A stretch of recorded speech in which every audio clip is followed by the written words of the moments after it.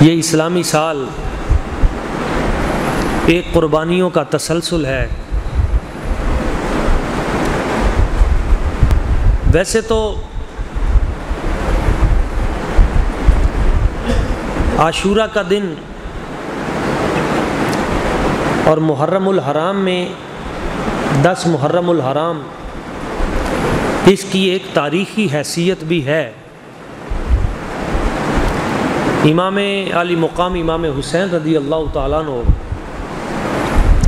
آپ کی شہادت پاک تو نبی پاک صلی اللہ علیہ وآلہ وسلم حضور کے وصال باکمال کے تقریباً 50 سال کے لگ بھگ بعد ہوئی،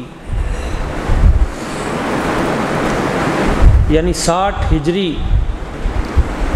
ختم ہو رہی تھی اور 61ویں ہجری محرم الحرام شروع ہو رہا تھا، تو اس کی 10 محرم الحرام کو کربلائے معلیٰ میں امام علی مقام اپنے 72 ساتھیوں کے ساتھ دین متین کی سربلندی کے لیے شہید ہو گئے۔ لیکن اس دن کی اہمیت وہ دنیا کی ابتدا سے ہی ہے۔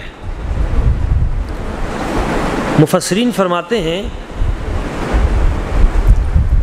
کہ اس دنیا کو جب تخلیق کیا گیا تو اسی دن سے ابتدا کی گئی، اور جب اس دنیا کو ختم کیا جائے گا تو قیامت کا دن بھی 10 محرم الحرام کو ہی ہوگا اور جمعۃ المبارک کا دن ہوگا۔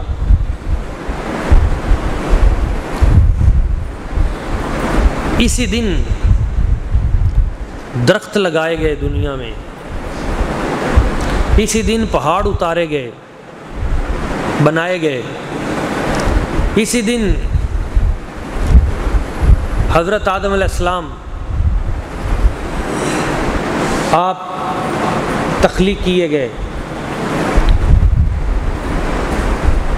جنت سجائی گئی۔ اس دن کی بہت سی نسبتیں ہیں۔ اہل علم لکھتے ہیں کہ حضرت سیدنا یعقوب علیہ السلام اور حضرت یوسف علیہ السلام کی جو ملاقات تھی وہ بھی اسی دن تھی۔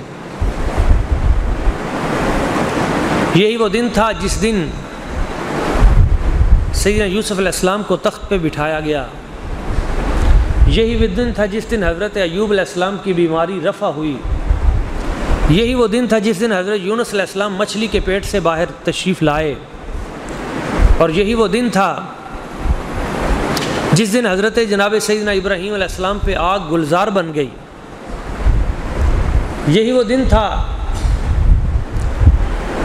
جس دن حضرت موسیٰ علیہ السلام کو اللہ تعالیٰ نے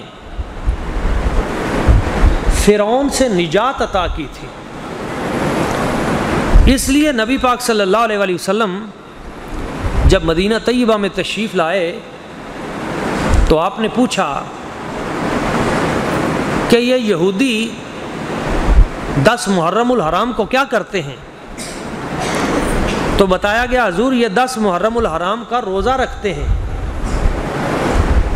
تو پوچھا کیوں روزہ رکھتے ہیں؟ تو انہوں نے بتایا جی ہمارے نبی حضرت موسیٰ علیہ السلام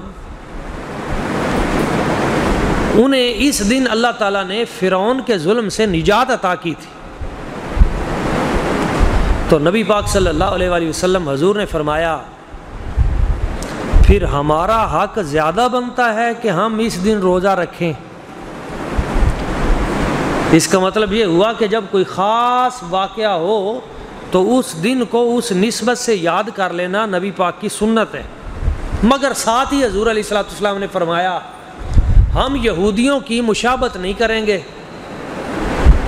بلکہ فرمایا وہ صرف 10 محرم الحرام کا روزہ رکھتے ہیں، ہم اس کے ساتھ ایک دن کا روزہ اور رکھیں گے۔ تو پھر 9-10 محرم کا روزہ، اگر کوئی 10 کے ساتھ 11 ملانا چاہے تو وہ بھی کر سکتا ہے، لیکن عمومی امت میں پھر 9-10 محرم الحرام 2 دن کا روزہ۔ اور آپ کو بڑی شاید حیرانی ہو کہ جب تک رمضان شریف کے روزے فرض نہیں ہوئے تھے جب تک رمضان شریف کے روزے فرض نہیں ہوئے تھے تو رمضان کے روزوں کی فرضیت سے پہلے ایک ہی روزہ فرض ہوتا تھا۔ وہ ایک روزہ کون سا تھا پورے سال میں جو رمضان شریف سے پہلے فرض ہوتا تھا؟ وہ 10 محرم الحرام کا روزہ تھا۔ یہ روزہ پہلے فرض تھا، مگر جب رمضان شریف کے فرض روزے اترے تو پھر آپ علیہ الصلوۃ والسلام نے فرمایا اب رمضان شریف کے فرض روزے یہ ہم پر فرض ہیں، اب یہ جو 10 محرم الحرام کا روزہ ہے اب اس کی فرضیت ختم ہو گئی ہے، اگر کوئی رکھے گا تو اسے اجر بہت زیادہ ملے گا، اب یہ مستحب ہے، یہ فرض یا واجب نہیں ہے لیکن مستحب ہے۔ اور ایک بات اور بتا دوں، رمضان شریف کے روزے کے بعد سب سے زیادہ جس روزے کا ثواب ہے وہ 10 محرم الحرام کے دن کا روزہ ہے۔